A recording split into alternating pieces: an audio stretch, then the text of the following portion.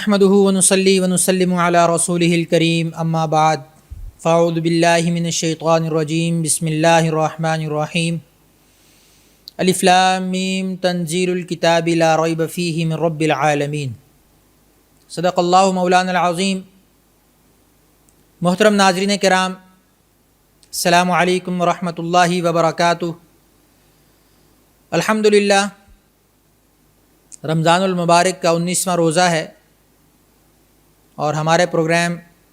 پیام قرآن کے حوالے سے آج ہم 21ویں اور 22ویں پارے کی صورتوں کے مضامین کا خلاصہ بیان کریں گے۔ پہلی صورت سورہ الف لام میم سجدہ ہے۔ فضائل کے اعتبار سے بہت ہی عظیم الشان صورت ہے۔ نبی کریم صلی اللہ علیہ وسلم سے مروی ہے کہ آپ علیہ الصلوۃ والسلام بروز جمعہ فجر کی نماز میں یہ صورت تلاوت فرمایا کرتے تھے، اور آگے جا کر اس میں چونکہ سجدہ آتا ہے تو آپ سجدہ بھی کیا کرتے تھے۔ ابو ہریرہ رضی اللہ تعالیٰ عنہ سے مروی ہے، فرماتے ہیں کہ نبی کریم صلی اللہ علیہ وسلم جمعے کے دن فجر کی نماز میں الف لام میم تنزیل یعنی کہ یہی الف لام میم سجدہ والی صورت اور سورۃ الانسان یعنی سورۃ الدہر هل اتی علی الانسان حین من الدہر اس کی تلاوت فرمایا کرتے تھے۔ اور ویسے بھی روزانہ رات کو سونے سے پہلے یہ صورت پڑھنے کی فضیلت ہے۔ مغرب سے عشاء کے درمیان بھی اس صورت کو پڑھا جا سکتا ہے یا رات کو سونے سے پہلے، تو اس کے بہت سے فضائل احادیث میں وارد ہوئے ہیں۔ اس کے مضامین کے اعتبار سے ذکر کریں تو اللہ رب العزت نے اس کے اندر اپنی قدرت کا بیان فرمایا۔ ام یقولون افترا بل هو الحق من ربک لتنذر قوما ما اتاهم من نذیر من قبلک۔ لوگ قرآن کے بارے میں اعتراض کرتے تھے، تو اس صورت کے شروع میں اللہ فرماتے ہیں کہ اللہ نے قرآن کو نازل فرمایا جس میں کوئی شک نہیں ہے، اور یہ قرآن رب العالمین کی طرف سے نازل شدہ ہے۔ تو لوگ اس کے بارے میں اعتراض کرتے ہیں کہ یہ نبی نے خود اپنی طرف سے بنایا ہے۔ تو اس اعتراض کو دفع کرنے کے لیے اللہ رب العزت نے آگے ارشاد فرمایا بل هو الحق من ربک، کہ بلکہ یہ تو حق ہے، یہ سچ ہے تمہارے رب کی طرف سے، تاکہ تم اس کے ذریعے سے اپنی قوم کو ڈراؤ۔ جیسے کہ پہلے لوگ آ کر اپنی قوم کو ڈرایا کرتے تھے، اور مقصد کیا ہے لعلکم تہتدون، تاکہ تم ہدایت پر آ جاؤ۔ تو یہ کتاب ہدایت ہے، اللہ رب العزت نے اس کو اپنے بندے حضرت محمد صلی اللہ علیہ وسلم پر نازل فرمایا ہے۔ اور پھر آگے اللہ اپنی قدرت بیان فرما رہے ہیں، اللہ الذی خلق السماوات والارض وما بینہما فی ستۃ ایام، کہ اللہ تعالیٰ نے زمین اور آسمان کو اور اس کے درمیان میں جو کچھ بھی ہے یعنی پوری دنیا کو 6 دنوں کے اندر پیدا فرمایا، اور پھر عرش پر مستوی ہوئے۔ اور پھر آگے جا کر اللہ رب العزت نے اس صورت کے اندر مشرکوں کا جو انکار تھا کہ مرنے کے بعد کوئی زندگی نہیں ہے، تو اللہ تعالیٰ نے اس کا انکار کیا، ان کے انکار کو دفع کیا، اور کہا کہ پھر دوبارہ ایک زندگی آنے والی ہے۔ مشرکین نے کہا کہ اذا ضللنا فی الارض انا لفی خلق جدید، کہ کیا جب ہم بالکل زمین میں ملیا میٹ ہو جائیں گے تو کیا پھر ایک نئی تخلیق کے ساتھ ہم دوبارہ اٹھیں گے؟ تو اس بات کا وہ انکار کرتے تھے۔ تو اللہ نے فرمایا قل یتوفاکم ملک الموت الذی وکل بکم ثم الی ربکم ترجعون، کہ تمہیں ایک دفعہ ملک الموت کے ذریعے موت دی جائے گی، اور پھر تم دوبارہ زندہ کر کے اللہ رب العزت کی طرف لوٹائے جاؤ گے۔ اور پھر مومنین کی صفات کا ذکر فرمایا اور ان کا بدلہ آگے ذکر فرمایا، انما یؤمن بآیاتنا الذین اذا ذکروا، کہ ایمان والے تو وہ لوگ ہیں کہ جب وہ اللہ کی آیات پر، اللہ کی نشانیوں پر ایمان لاتے ہیں، جب بھی ان کے سامنے ان کا ذکر کیا جاتا ہے۔ ایمان کی نشانی یہ بتائی کہ جب بھی کسی مومن کے سامنے اللہ کی قدرت کا بیان ہو، اللہ کی نشانیوں کا بیان ہو، اللہ کی آیات کا ذکر کیا جائے، تو وہ اس پر آنکھیں بند کر کے ایمان لے آئے، بغیر کسی چوں چرا کے، بغیر کسی شک و شبے کے۔ یہ ایمان کی پہلی نشانی ہے۔ اور پھر کیا کہا؟ خروا سجداً۔ دوسری نشانی کیا ہے کہ جب یہ سنتے ہیں، اس پر ایمان لاتے ہیں، تو پھر اللہ کی بارگاہ میں سجدہ ریز ہو جاتے ہیں، جھک جاتے ہیں اللہ کی راہ میں سجدہ کرنے کے لیے، اور پھر اللہ کی تسبیح اور تحمید بیان کرتے ہیں، اور کسی قسم کا تکبر اور غرور سے دور رہتے ہیں۔ تو یہ مومنین کی نشانی بیان فرمائی۔ اور پھر اس کی ایک اور علامت کیا ہے ایمان والوں کی؟ تتجافا جنوبہم عن المضاجع، کہ ان کے جو پہلو ہیں وہ آرام گاہوں سے دور رہتے ہیں، ان کے بستروں سے دور رہتے ہیں، یعنی ان کی زیادہ جو کوشش ہے، ان کے زیادہ جو وقت ہے وہ اللہ کے سامنے کھڑے ہو کر گزرتا ہے، نماز کی حالت میں، ذکر اذکار کی حالت میں، تلاوت و تسبیح کی حالت میں گزرتا ہے، اور وہ اللہ رب العزت کو پکارتے ہیں، خوشی کی حالت میں بھی، غمی کی حالت میں بھی، ہر حال میں اللہ کو پکارتے ہیں۔ یہ بھی بہت سمجھنے کی ضرورت ہے، کیونکہ ہمارے ہاں تو عمومی رواج یہ ہے کہ جب کوئی مشکل آئے، پریشانی آئے، تو اس کے باوجود بھی ہم پہلے باقی اسباب کی طرف دوڑتے ہیں کہ فلاں سے پوچھو شاید مسئلہ حل ہو جائے، فلاں سے پوچھو کچھ لے دے کے مسئلہ حل ہو جائے، کوئی بیماری ہے تو پہلے ڈاکٹر کے پاس چلے جاتے ہیں، کسی سے دوائی پوچھ لیتے ہیں، کسی حکیم کا پوچھ لیتے ہیں، اور پھر جب سب سے کام نہ بنے پھر آخر میں کہتے ہیں کہ یار اچھا چلو اللہ سے دعا کرتے ہیں، کوئی ختم کرتے ہیں، کوئی قرآن پڑھتے ہیں، کوئی کسی غریب کو کوئی صدقہ وغیرہ دیتے ہیں۔ حالانکہ یہ چیزیں سب سے پہلی بنیادوں پر ہونی چاہیے، اور صرف مشکل میں ہی نہیں، آسانی میں بھی۔ کہتے ہیں نا مشکل میں خدا کو یاد کیا، مشکل ہوئی آساں بھول گئے۔ تو یہ وتیرہ نہیں اپنانا، بلکہ خوشی میں بھی اللہ رب العزت کو یاد رکھنا ہے، تاکہ انسان خوشی میں بھی آپے سے باہر نہ ہو جائے، خوشی میں اللہ کو بھول نہ جائے۔ تو اس لیے مومنین کی نشانی بیان کرتے ہوئے یہ کہا کہ یدعون ربہم خوفا و طمعا، کہ خوف میں اور امید میں، دونوں صورتوں میں اللہ رب العزت کو پکارتے ہیں۔ اور پھر اللہ رب العزت نے آگے فرمایا افمن کان مؤمنا کمن کان فاسقا، کہ کیا مومن اور فاسق برابر ہو سکتے ہیں؟ فاسق کہتے ہیں کھلے عام گناہ کرنے والے کو، گناہ پر جری جو ہو جائے، جس کو لوگوں کے سامنے گناہ کرتے ہوئے شرم نہ آئے۔ لوگ تو گناہ کرتے ہیں، کچھ لوگ چھپ کر کرتے ہیں، علل اعلان کرنے سے ڈرتے ہیں، لیکن فسق اس سے بھی آگے کی چیز ہے۔ اللہ رب العزت ہم سب کی حفاظت فرمائے۔ تو اللہ نے فرمایا کہ ہرگز یہ دونوں برابر نہیں ہو سکتے، کیونکہ جو لوگ ایمان لاتے ہیں، نیک اعمال کرتے ہیں، ان کے لیے تو باغات ہیں، اور ان کاموں کی جزا کے بدلے میں ان کو دیے جائیں گے جو وہ کرتے تھے۔ وَأَمَّا الَّذِينَ فَسَقُوا، اور جو فاسق لوگ ہیں، جو گناہگار ہیں، فَمَأْوَاهُمُ النَّارُ، ان کا ٹھکانہ تو جہنم ہے، اور جب بھی وہ اس سے ارادہ کریں گے کہ اس سے نکلنا چاہیں تو دوبارہ اس کے اندر لوٹا دیے جائیں گے، کبھی اس سے نکل نہیں پائیں گے۔ تو یوں اللہ رب العزت نے اس صورت کے اندر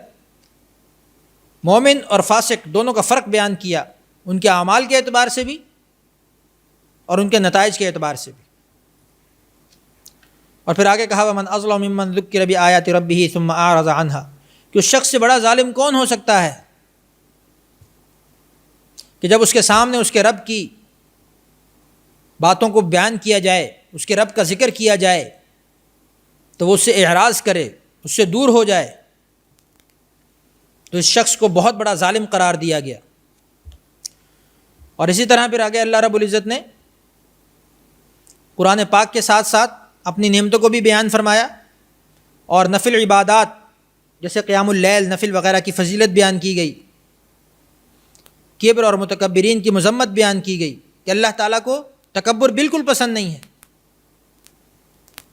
اللہ تعالیٰ تکبر کرنے والوں کو ناپسند فرماتا ہے۔ شیطان کا گناہ کیا تھا؟ ویسے تو وہ بڑا عبادت گزار تھا، لیکن اس کا ایک گناہ اس کو ساری زندگی کے لیے راندہ درگاہ کر گیا، وہ تھا تکبر، کہ میں اس سے بہتر ہوں. تو یہ جو سوچ ہے، یہ جو اپروچ ہے کہ میں اس سے بہتر ہوں، اور پھر اس کا غلط استعمال، اس کا ناجائز استعمال، یہ ظاہر ہے کہ اسی سے پھوٹنے والی شاخیں ہیں. تو اسی لیے اللہ رب العزت نے اس تکبر سے منع فرمایا. اور پھر اللہ رب العزت نے یہ فرمایا کہ صبر اور یقین سے دین میں امامت حاصل ہوتی ہے، کہ اللہ کی طرف سے مشکلات پر صبر کرنا، جو بھی مشکلات آئیں، پریشانی آئیں، آزمائش آئیں، اس پر صبر کرنا، اور پھر اللہ کی ذات پر یقین رکھنا. اللہ رب العزت انسان کو دنیا میں سرداری عطا فرماتے ہیں، اور اللہ رب العزت قیامت کے دن ہر قسم کے اختلافات کا فیصلہ فرما دیں گے. اور پھر آخر میں یہ فرمایا کہ موت کی وقت کی توبہ قبول نہیں ہے. اور فیصلے کے دن اللہ فرماتے ہیں کہ کافروں کا ان کو ایمان لانا کچھ بھی فائدہ نہیں دے گا. فتح کے دن، موت کے وقت ایمان لانا کوئی فائدہ نہیں. تو بس فرمایا کہ فَأَعْرِضْ عَنْهُمْ مُنْتَظِرْ إِنَّهُمْ مُنْتَظِرُونَ، آپ ان سے منہ پھیر لیں اور انتظار کریں، یہ بھی انتظار کر رہے ہیں. اس کے بعد اگلی سورۃ الاحزاب. احزاب گروہ کو کہتے ہیں، اور معاشرتی اعتبار سے، رہن سہن کے اصولوں کے اعتبار سے، تمدنی اعتبار سے بہت ہی اہم صورت ہے. بہت ہی اہم مضامین اس کے اندر ذکر کیے گئے ہیں. انسان کی عائلی زندگی کے حوالے سے نبی کریم صلی اللہ علیہ وسلم کی جو خاندانی زندگی تھی، اس کو سامنے رکھتے ہوئے مسلمانوں کے لیے اصول مرتب کیے گئے. زندگی گزارنے کے جو اسلوب ہیں خاندانی نظام میں، کس طریقے سے چلنا ہے، کس طریقے سے رہنا ہے، اپنے گھر میں کس طرح رہنا ہے، خواتین کے ساتھ کیسا برتاؤ کرنا ہے، خواتین کو کس طرح کے اعمال کا مظاہرہ کرنا ہے، ان تمام چیزوں کا ذکر اللہ رب العزت نے اس سورت کے اندر فرمایا. یا ایھا النبی اتق اللہ، آیت کا شروع فرما رہے ہیں کہ اے نبی اللہ سے ڈریے، اور کافروں اور منافقوں کا کہنا نہ مانیے، ان کی اتباع نہ کریے، ان کی اطاعت میں نہ چلیے. اور سورہ احزاب کو احزاب کا نام اس لیے دیا گیا چونکہ اس کے اندر غزوہ احزاب کے واقعات کا تذکرہ ہے. اور چونکہ غزوہ احزاب ایک بہت بڑی آزمائش تھی اللہ رب العزت کی طرف سے، کہ جن سنگین حالات سے مومن اس غزوے کے اندر گزرے تھے، اور اس پر مومنین نے پھر صبر و استقامت اختیار فرمائی اور اللہ کے آگے اپنی سپردگی ظاہر کی، تو اس پر اللہ رب العزت نے ملائکہ اور آندھی طوفان سے ان کی مدد فرمائی. اور اس سورت کا محور بعض مفسرین نے یہ کہا ہے وَمَا كَانَ لِمُؤْمِنٍ وَلَا مُؤْمِنَةٍ إِذَا قَضَى اللَّهُ وَرَسُولُهُ أَمْرًا أَن يَكُونَ لَهُمُ الْخِيَرَةُ مِنْ أَمْرِهِمْ، کہ اس پوری سورت کا جو خلاصہ اور نچوڑ ہے وہ اس آیت کے اندر ہے کہ جب کسی بھی شخص کے بارے میں اللہ اور اس کے رسول کا فیصلہ آ جائے، کسی بھی حکم میں، کسی بھی معاملے میں اللہ رب العزت کی طرف سے اور اس کے نبی کی طرف سے کوئی فیصلہ کر دیا جائے، تو پھر اس کے بعد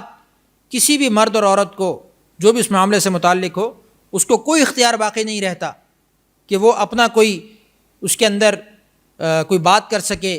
کوئی اس کے اندر کوئی کمی بیشی کر سکے.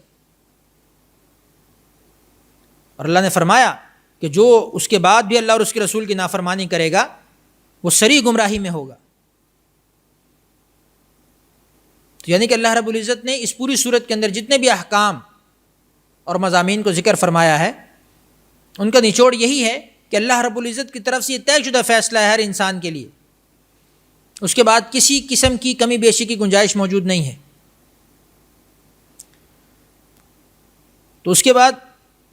پہلا جو فیصلہ اور پہلی جو مضمون ذکر کیا وہ نبی کی رہنمائی فرمائی پہلی 3 آیات کے اندر. پہلے کیا کہا؟ اللہ سے ڈرو اور ان کافروں اور منافقین کی اتباع میں مت پڑو، جو یہ کہیں ان کی باتوں میں نہ لگو، ان کی بات کے پیچھے نہ چلو. اللہ رب العزت اپنے نبی کی تربیت فرماتے ہیں.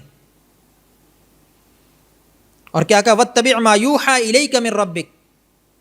کہ جو آپ کے رب کی طرف سے وحی ہو اس کی اتباع کی جائے۔ اور تیسرا حکم کیا کہا وتوکل علی اللہ، اللہ کی ذات پر توکل کریں، اللہ پر بھروسہ رکھیں۔ وکفیٰ باللہ وکیلا، اللہ رب العزت آپ کے ہر کام کے لیے کافی ہے، ہر میدان میں کارساز اللہ کی ذات ہے۔ تو آپ ان منافقین اور کافرین سے کبھی مت گھبرائیے، ان کی اتباع کرنے کی ضرورت نہیں ہے، ان کی باتوں میں آنے کی ضرورت نہیں ہے، آپ صرف وحی الہی کی اتباع کیجیے اور اللہ پر بھروسہ رکھیے۔ اور پھر آگے کہا ما جعل اللہ لرجل من قلبین فی جوفہ، اللہ تعالیٰ نے کسی انسان کے دل میں، کسی انسان کے سینے میں دو دل نہیں بنائے۔ تو یہاں سے یہ بتانا مقصود ہے کہ اللہ رب العزت کی طرف ایک ہی دل کو لگا کر رکھیں۔ اور پھر آگے زہار اور متبنہ کی حرمت کو بیان کیا۔ زہار کا جو پورا واقعہ ہے وہ سورہ مجادلہ میں انشاءاللہ آ جائے گا تفصیل کے ساتھ۔ یہاں پر صرف اشارہ دیا گیا، اور اس کے بعد متبنہ جو لے پالک بیٹا ہوتا ہے، فرمایا کہ لے پالک بیٹے کی بیوی سے بھی نکاح نہیں ہو سکتا۔ اور پھر آگے فرمایا النبی اولیٰ بالمؤمنین من انفسہم وازواجہ امہاتہم، کہ پیغمبر مومنوں پر ان کی جانوں سے بھی زیادہ حق رکھتے ہیں، اور پیغمبروں کی بیویاں مومنین کی مائیں ہیں۔ اسی وجہ سے ہم تمام ازواج مطہرات کو امہات المومنین سمجھتے ہیں اور ان کو کہتے ہیں کہ یہ ام المومنین ہیں۔ اور پھر آگے اللہ رب العزت نے نبیوں سے جو میثاق لیا، جو عہد لیا تھا، اس کا ذکر فرمایا کہ ہم نے نوح علیہ السلام سے، ابراہیم علیہ السلام سے، موسیٰ علیہ السلام سے، عیسیٰ علیہ السلام سے وعدہ لیا تھا، اور پکا وعدہ لیا تھا کہ تاکہ سچ کہنے والوں سے ان کی سچائی کے بارے میں دریافت کیا جائے، اور کافروں کے لیے دردناک عذاب تیار کیا گیا۔ اور اگلے رکوع کے اندر غزوہ احزاب کے واقعے کا تذکرہ ہے کہ اے ایمان والو، تم اللہ کی اس نعمت کو یاد کرو کہ جب تم پر فوجیں حملہ کرنے کے لیے آئیں تو ہم نے ان پر طوفانی ہوا بھیجی اور فرشتوں کے لشکر بھیجے جن کو تم دیکھ نہیں سکتے تھے، اور جب وہ تمہارے اوپر نیچے کی طرف سے چڑھ آئے تم پر، اور جب آنکھیں پھر گئیں اور دل دہشت کے مارے گلوں تک آ گئے، اور تم جو ہے عجیب و غریب قسم کے گمان کرنے لگے، اس وقت تم جو ہے وہ مومنین، جو تم لوگ ہو، جو مومن ہو، اس وقت تم آزمائے گئے اور سخت طریقے سے ہلائے گئے۔ تو مومن کی شان ہی یہی ہے کہ اس پر جس طرح کی بھی آزمائش آئے، اس پر تو آتی ہے آزمائش، یہ مومن کی زندگی کا لازمی جز ہے، کیونکہ مومن انسان جو ہے وہ اللہ کا پسندیدہ بندہ ہوتا ہے، خاص بندہ ہوتا ہے۔ تو جو اللہ کا پسندیدہ ہو، اللہ پاک پھر اس کو اپنا بنانے کے لیے ذرا چیک بھی کرتا ہے، ٹھوک بجا کر دیکھتا ہے کہ واقعی میرا ہے کہ نہیں، مشکل میں میری طرف آتا ہے کہ نہیں آتا۔ تو اپنے آپ کو اس امتحان میں ثابت قدم رکھنے کے لیے ہمیں یہ سمجھنا ضروری ہے کہ ہم ان تمام امتحانات کے اندر اپنے آپ کو کس طریقے سے پیش کرتے ہیں، کون سی اپروچ رکھتے ہیں کہ کس طریقے سے ہم اللہ کے زیادہ قریب ہو جائیں۔ اور پھر آگے اللہ رب العزت نے نبی علیہ الصلوۃ والسلام کی بیویوں کو دنیا اور آخرت کے درمیان میں انتخاب کا اختیار دیا، اور کیا کہا یا ایھا النبی قل لازواجک ان کنتن تردن الحیاۃ الدنیا وزینتها فتعالین امتعکن واسرحکن سراحا جمیلا، کہ اے نبی آپ اپنی بیویوں سے کہہ دیجئے کہ اگر تم دنیا کی زندگی اور اس کی زینت و آرائش کی متمنی ہو، اس کا ارادہ رکھتی ہو، تو آؤ میں تمہیں کچھ مال دے دوں اور تمہیں اچھی طرح سے رخصت کروں۔ اور وَإِن كُنَّ تُرِدْنَ اللَّهَ وَرَسُولَهُ وَالدَّارَ الْآخِرَةَ، اور اگر تم اس کے مقابلے میں اللہ اور اس کے رسول کی متمنی ہو، اللہ اور اس کے رسول کو چاہتی ہو، ان کو اپنانا چاہتی ہو، ان کی طرف آنا چاہتی ہو، والدار الآخرہ، اور آخرت کا گھر چاہتی ہو، فإن اللہ اعد للمحسنات منکن اجرا عظیما، تو اللہ فرماتے ہیں کہ میں نے نیک عورتوں کے لیے، نیک بیویوں کے لیے اجر عظیم تیار کیا ہوا ہے۔ اے نبی کی عورتوں، جو بھی تم میں سے کسی گناہ کی مرتکب ہوگی تو اس کے لیے عذاب بھی دگنا ہوگا۔ یہ تنبیہ بھی کی جا رہی ہے۔ تو جب نبی کی عورت کو تنبیہ کی گئی ہے تو مسلمان عورت تو، عام عورت تو بطریق اولیٰ اس تنبیہ کی زیادہ حقدار ہے، اور نبی کی عورت چونکہ مرتبے میں زیادہ ہے، فضائل کے اعتبار سے اور اسی طرح ثواب کے اعتبار سے، انعامات کے اعتبار سے اس کا رتبہ بہت بلند ہے۔ تو جو اس طرح کی عالی مرتبت شخصیات ہوں تو ان کی طرف سے اگر کوئی نافرمانی یا گناہ ہو تو اس کا افسوس اور اس کا جو گناہ ہے، جو اس کا جو اثر ہے وہ بھی زیادہ ہوتا ہے۔ تو اس لیے اللہ رب العزت نے فرمایا کہ اگر تم میں سے کوئی گناہ کی مرتکب ہوگی تو اس کا جو عقاب ہے، جو اس کا عذاب ہے وہ بھی دگنا ہوگا، اور اللہ کے لیے بہت آسان بات ہے۔ اور پھر آگے اللہ رب العزت نے مومن عورتوں کا بتایا، وقرن فی بیوتکن ولا تبرجن تبرج الجاہلیۃ الاولی، کہ ان کو کہا گیا کہ تم اپنے گھروں میں ٹھہری رہو اور زمانہ جاہلیت کی طرح باہر مت پھرو، اپنی زینت کو ظاہر مت کرو، نماز قائم کرو، زکوٰۃ دو اور اللہ اور اس کے رسول کی اطاعت کرو۔ تو یہ مومن عورتوں کو حکم دیا جا رہا ہے، مومن عورتوں کی فضیلت بیان کی جا رہی ہے کہ گھروں میں رہنا، اپنے آپ کو چھپانا، یہ ان کی عزت کی بات ہے۔ اس میں کوئی پابندی نہیں ہے، اس طرح کی کوئی پابندی نہیں ہے کہ جس میں خدا نخواستہ اس پر کوئی ظلم کیا جا رہا ہے، بلکہ عورت کا تو مطلب ہی چھپانا ہے۔ ہم یہ نہیں کہتے کہ عورت اپنی صلاحیتوں کا اظہار نہ کرے، عورت کو اللہ نے جو اسلام کے دائرے میں جو آزادی دی ہے اس کو بھی اختیار نہ کرے، بالکل کرے۔ اس لیے میں نے اسلام کے دائرے کا لفظ بول دیا۔ سب سے پہلے اسلام کے دائرے کو سمجھنے کی کوشش کریں، خام خواہ ہم مسلمانوں پر یہ الزام نہ لگائیں کہ ہم نے عورت کو قید کیا ہوا ہے، ہم نے عورت کو بند کر کے رکھا ہوا ہے، ہم نے اس کی خواہشات پر، اس کی آزادی پر قدغنیں اور پابندیاں لگائی ہوئی ہیں۔ ایسا ہرگز نہیں ہے۔ سب سے پہلے آپ کو اسلام کا دائرہ سمجھنے کی ضرورت ہے۔ اسلام کا دائرہ سمجھیں۔ اسلام کا دائرہ وسیع ہے، کچھ لوگوں نے اس کو تنگ کیا ہوا ہے تو وہ اسلام کا دائرہ نہیں ہے۔ اللہ رب العزت نے جتنی گنجائش دی ہے اس گنجائش میں رہ کر سارے کام کرنے کی آزادی موجود ہے۔ کون سا ایسا کام ہے کہ جو عورتیں نہیں کر سکتی؟ اسلام کے دائرے میں جن چیزوں کا ان کو اجازت ہے وہ بالکل کر سکتی ہیں۔ اس میں اگر کوئی اور ایکسٹرا پابندی لگائے تو اس کا اسلام ذمہ دار نہیں ہے۔ اسلام نے واضح طور پہ بیان کر دیا کہ عورت گھر کی خود مختار عورت ہے، ہر چیز کی آزادی ہے اس کو۔ جہاں پہ معاشرے کے اندر بگاڑ کی صورت پیدا ہوگی، جہاں پہ اجتماعی انتشار اور افراتفری کی صورت پیدا ہوگی، جن صورتوں میں معاشرے کا اجتماعی بگاڑ نظر آ رہا ہوگا، وہاں پر عورت کو روکا گیا ہے۔ تو اسلام تو معاشرے کے اندر اجتماعیت چاہتا ہے، معاشرے کے اندر ایک نظام چاہتا ہے کہ معاشرہ ایک ترتیب سے چلے۔ تو اس ترتیب کو برقرار رکھنے کے لیے یہ ضروری ہے کہ ہر انسان اپنے اپنے دائرے کو دیکھے، اپنے اپنے میدان کو دیکھے کہ کس میدان میں اس نے کام کرنا ہے۔ عورتوں کے لیے اللہ رب العزت نے الگ میدان مقرر کیا ہے، وہ اس کی سپہ سالار ہیں، وہ اس کی سردار ہیں، وہ اس کی بادشاہ ہیں، وہ اس کو سنبھالے،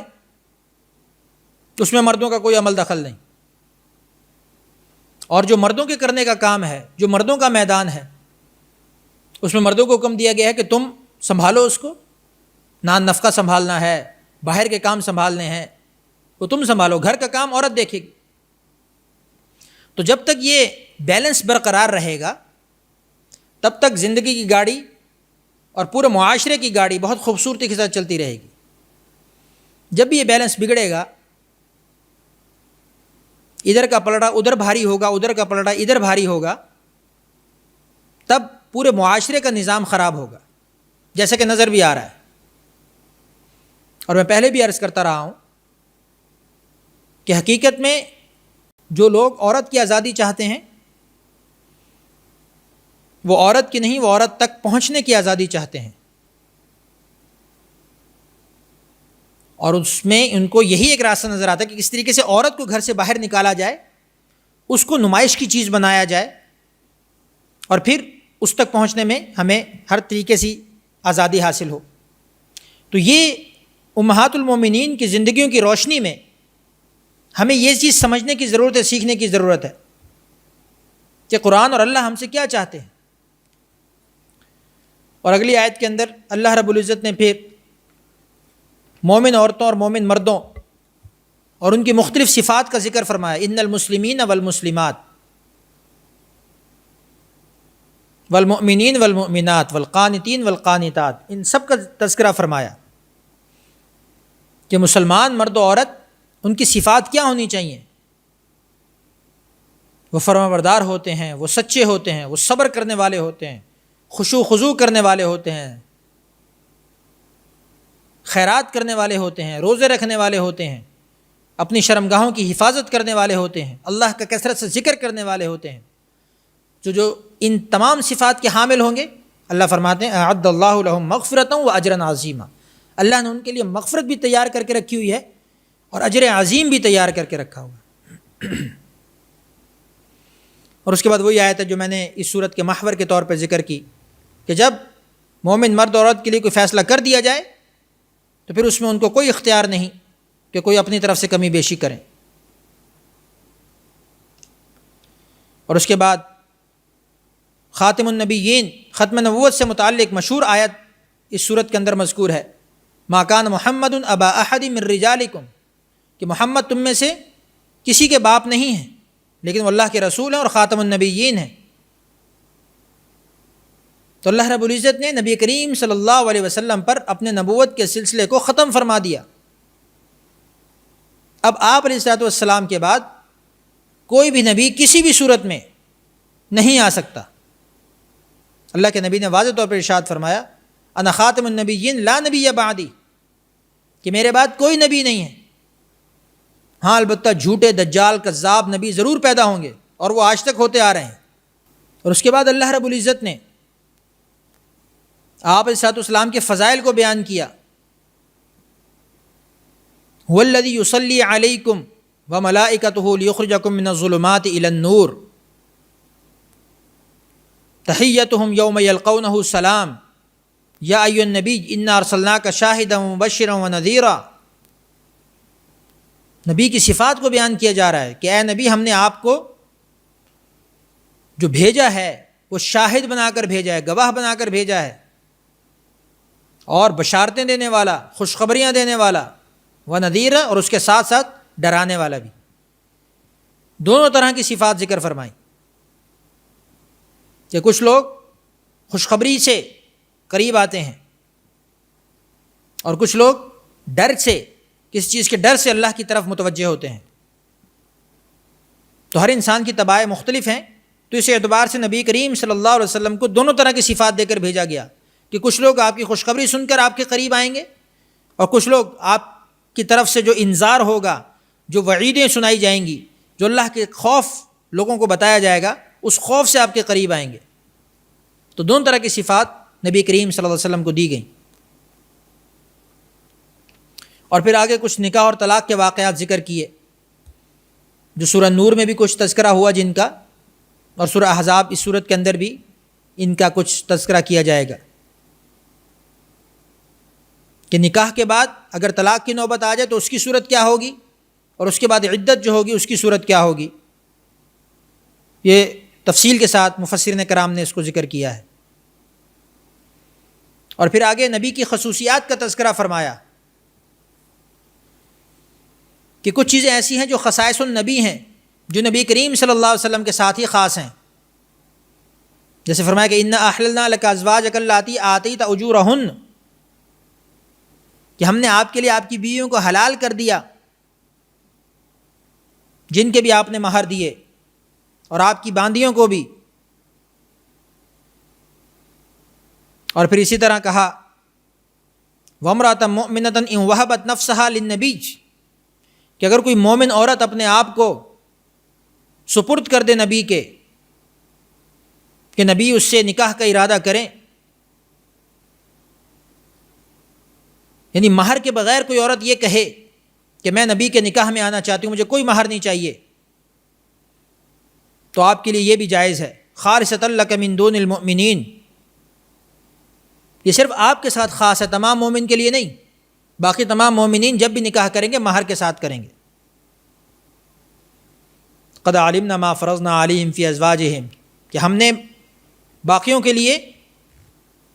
مہر کا حکم دے دیا ہے۔ اور اسی طرح آگے فرمایا لا یحل لک النساء من بعد ولا ان تبدل بہن من ازواج، کہ آپ کے لیے جائز نہیں ہے ان کے سوا کوئی اور عورتیں، اور نہ یہ کہ آپ ان کے علاوہ کوئی نکاح کریں ان بیویوں کو چھوڑ کر۔ اور پھر ان بیویوں کو بھی یہ حکم دیا گیا کہ نبی کے بعد آپ اور کسی سے نکاح نہیں کر سکتے۔ تو یہ کچھ احکامات ازواج مطہرات کے حوالے سے ذکر کیے گئے۔ اور آگے فرمایا یا ایھا الذین آمنوا لا تدخلوا بیوت النبی الا ان یؤذن لکم، کیا عمر فاروق رضی اللہ تعالی عنہ اس فکر میں رہا کرتے تھے کہ کسی طریقے سے نبی کے گھر میں جو لوگوں کا آنا جانا ہے وہ ذرا کم ہو جائے، تو پردے کے جو احکامات ہیں وہ حضرت عمر رضی اللہ تعالی عنہ کی اس دلی خواہش کے نتیجے میں نازل ہوئے۔ اور پھر یہ کہا گیا کہ اے لوگو، تم نبی کے گھر میں داخل نہ ہوا کرو مگر جب تمہیں بلایا جائے، جب کوئی کام سے خود تمہیں بلایا جائے، تمہیں اجازت دی جائے، کبھی کسی کھانے پر بلایا جائے یا کسی کام سے بلایا جائے پھر جاؤ، ایسے ہی مت جاؤ بغیر کسی کام کے۔ تو یہاں پر اللہ رب العزت نے واضح طور پر ارشاد فرما دیا کہ مومنین کے لیے بلا وجہ نبی کے گھروں میں، نبی کی عورتوں میں جانا ضروری نہیں ہے۔ اور پھر فرمایا وما كان لكم ان تؤذوا رسول الله ولا ان تنكحوا ازواجه من بعده ابدا، اور اس سے پہلے فرمایا واذا سالتموهن متاعا فاسالوهن من وراء حجاب، کہ اگر تمہیں کوئی سامان ضرورت ہو، کوئی چیز ضرورت ہو تو تم پردے میں مانگو، سامنے نہیں۔ یہ تم دونوں کے لیے دلوں کی صفائی کا کام کرے گا، اور تمہارے لیے جائز نہیں ہے کہ تم رسول کو یا ان کی بیویوں کو کوئی تکلیف پہنچاؤ کبھی بھی۔ اور پھر آگے بہت ہی خوبصورت آیت ارشاد فرمائی ان اللہ وملائکتہ یصلون علی النبی یا ایھا الذین آمنوا صلوا علیہ وسلموا تسلیما، کہ اللہ رب العزت فرماتے ہیں کہ اللہ اور اس کے فرشتے رسول اللہ صلی اللہ علیہ وسلم پر، نبی پر درود بھیجتے ہیں۔ اور کسی عبادت کے بارے میں اللہ نے یہ نہیں فرمایا کہ میں بھی کرتا ہوں تم بھی کرو، لیکن اللہ فرماتے ہیں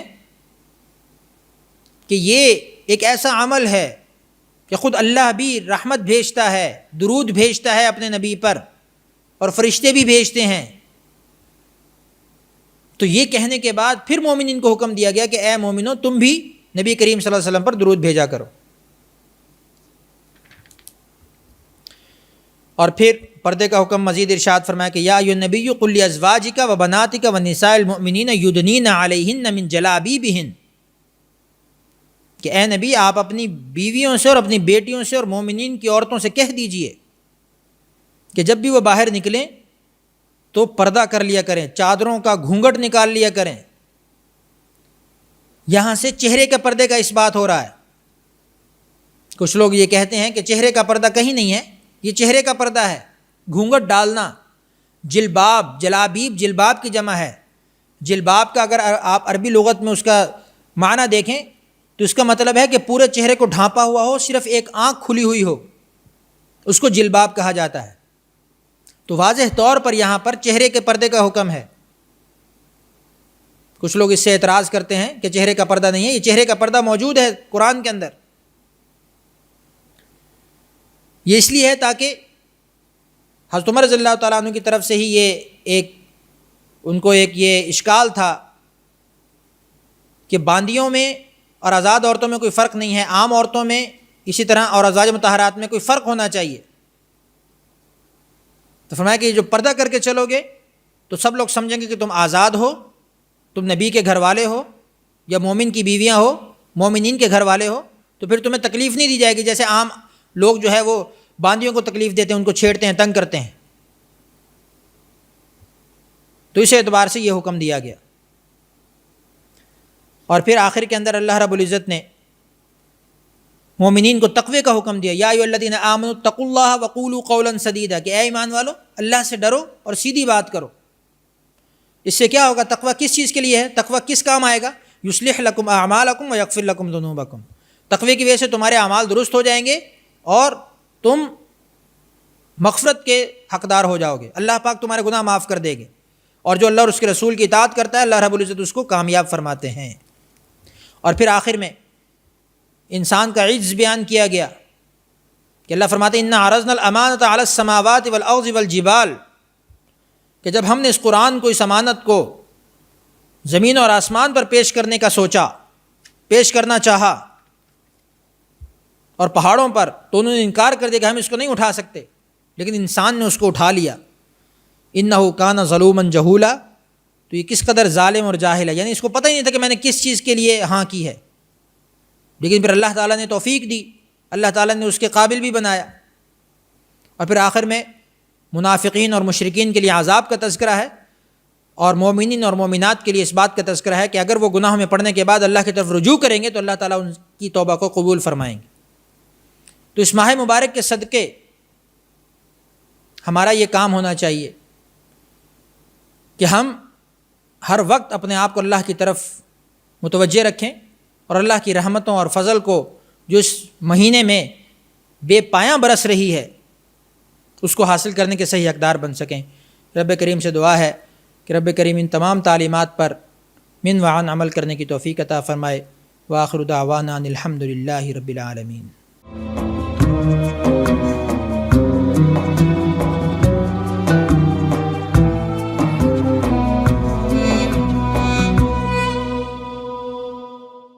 ISP